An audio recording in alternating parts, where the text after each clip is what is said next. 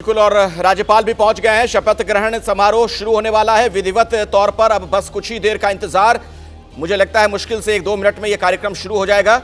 ये तस्वीरें आप राजभवन से देख रहे हैं, लेकिन विजय जी, एक छोटी सी टिप्पणी आपसे मैं चाहूंगा।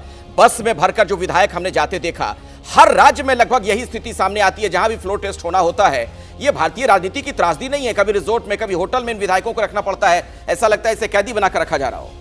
बिल्कुल त्रासदी है ही अखिलेश। जिस तरह से चर्चा चल रही है और जिस तरह की राजनीतिक उठापटक अब भी हमने झारखंड में भी देखी कि किस तरह से कोशिश की जा रही थी, महत्वपूर्ण था कि ये इंडिया गठबंधन के लिए एक बड़ी जीत के तौर पर मैं इसको देखता हूँ कि जो बिहार में हुआ, एक बड़ा झटका जब लगा कि नीतीश कुमार जी आरजेडी का साथ छोड़कर एनडीए में चले गए बीजेपी के साथ, तो ये यदि झारखंड में भी ऐसा ही कुछ हो जाता, ये सरकार गिर जाती हेमंत सोरेन के जाने के बाद, तो एक और बड़ी मुश्किल होती। और इंडिया गठबंधन ने, जैसे आशीष ने भी जिक्र किया, कि जो स्ट्रेटजी अपनाई उससे ये बड़ा सब कुछ साफ हो गया। लेकिन राजभवन की भूमिका थोड़ा सा इसमें सवालों के घेरे में आई लगातार कि क्यों उन्होंने इतना देर लगाया उनको शपथ ग्रहण समारोह में बुलाने के लिए। हो सकता है राजभवन में राज्यपाल जो हैं, राज्यपाल महोदय, कुछ कानूनी और तकनीकी कारण देख रहे होंगे कि किस तरह से कोई बात तो नहीं है, क्योंकि बीजेपी ने या किसी और ने अपनी तरफ से दावा पेश नहीं किया था। तो कोई स्थिति ऐसी नहीं थी कि जिसमें संभावना बन रही हो या कोई कन्फ्यूजन बन रहा हो।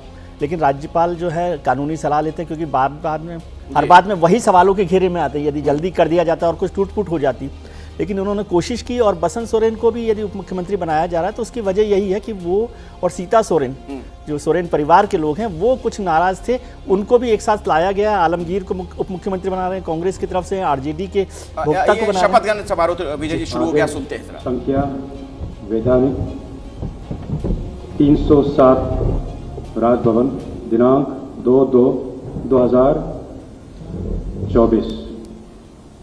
मैं सीपी राधाकृष्णन, झारखंड का राज्यपाल, भारत का संविधान के अनुच्छेद 164(1) द्वारा प्रदत्त शक्तियों का प्रयोग करते हुए श्री चंपाई सोरेन को झारखंड राज्य का मुख्यमंत्री नियुक्त करता हूं।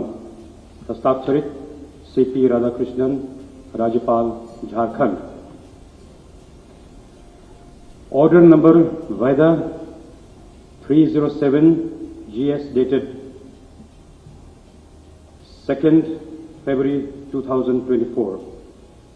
I, CP Radhakrishnan, Governor of Jharkhand, in exercise of powers vested in me under Article 164(1)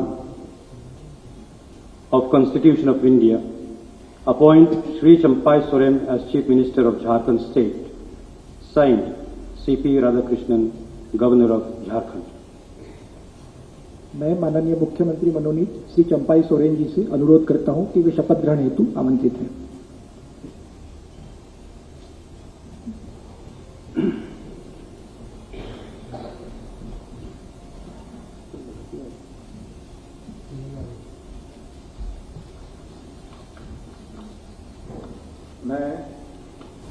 मैं चंपाई सोरेन ईश्वर की शपथ लेता हूं कि मैं विधि द्वारा स्थापित भारत के संविधान के प्रति सच्ची श्रद्धा और निष्ठा रखूंगा। मैं भारत की प्रभुत्ता एवं अखंडता अक्षुण्ण रखूंगा।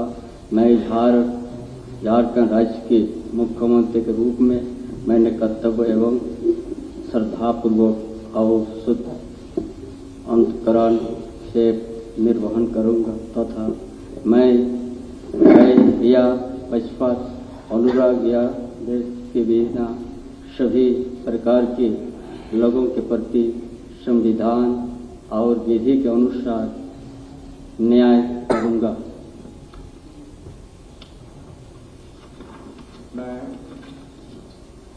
मैं चंपाई सोरेन ईश्वर के शपथ लेता हूं कि जो विषय झारखंड राज्य के मुख्यमंत्री रूप में मेरे विचार के लिए लाया जाएगा अथवा मुझे ज्ञात होगा, उसे किसी व्यक्ति या व्यक्तियों को तब तक सिवाय जबकि ऐसे मुख्यमंत्री के रूप में मैं अपने कर्तव्य के सम्यक निर्वहन के लिए ऐसा करना अपेक्षित हो, मैं प्रत्यक्ष अथवा अप्रत्यक्ष रूप से संचित या प्रकट नहीं करूंगा।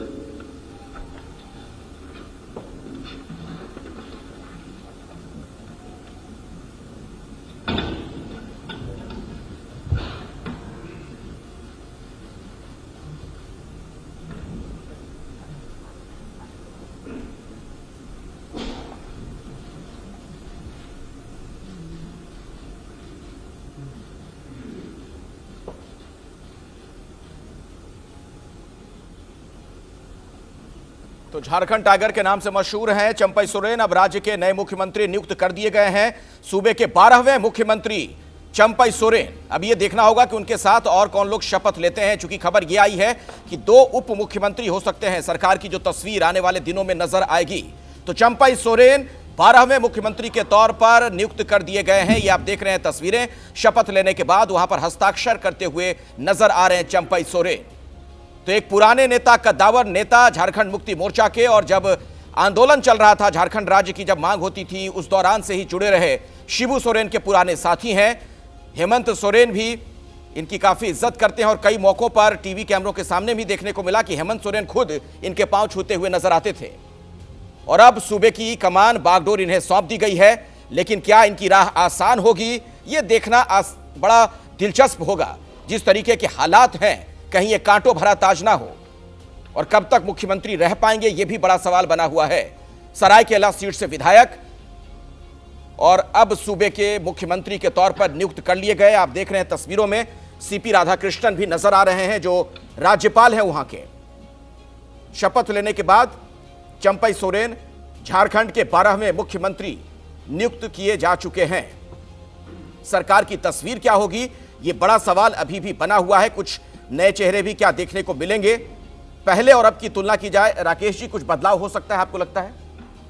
किस तरह सरकार में, सरकार के चेहरों में? देखिए, खतरा विपक्ष से नहीं लग रहा, खतरा लग रहा है सीता सोरेन से, क्योंकि जब हेमंत सोरेन चीफ मिनिस्टर थे तब भी ये आरोप लगा था कि वो सरकार को अस्थिर कर रही हैं। अभी भी आप देखिए, हेमंत सोरेन जी की गिरफ्तारी के बाद जो ड्रामा हुआ, उस ड्रामे में मुख्य पात्र सीता सोरेन जी थी। तो हमें जो लग रहा है, भले ही विधायकों को भेज के एक तरह से प्रोपेगेंडा किया जा रहा हो कि विपक्ष उनको तोड़ने का प्रयास करेगा, लेकिन अभी तक विपक्ष की तरफ से झारखंड मुक्ति मोर्चा और कांग्रेस को कोई संपर्क नहीं। Honourable minister designate.